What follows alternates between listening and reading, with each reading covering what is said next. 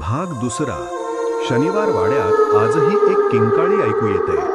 नारायणराव पेशवे यांना मारणारे रघुनाथराव राघोबा दादा. शनिवार वाड्यामधील काका मला वाचवा ही किंकाळी फक्त भूताची गोष्ट नाही, तिच्या मागे एक भयानक विश्वासघात दडलेला आहे.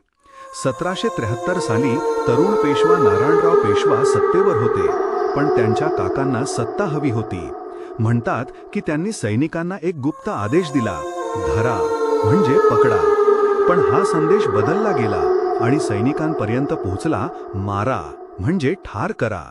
त्या एका शब्दाने सगळं बदललं. त्या रात्री सैनिकांनी शनिवार वाड्यावर हल्ला केला.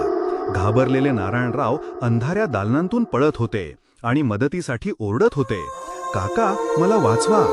पण ज्यांच्याकडून त्यांना मदत हवी होती त्यांच्याच आदेशामुळे त्यांचा अंत झाला.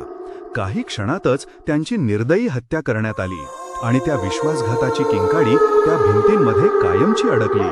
म्हणतात आजही त्या ठिकाणी गेलं तर तोच आवाज ऐकू येतो, काका मला वाचवा.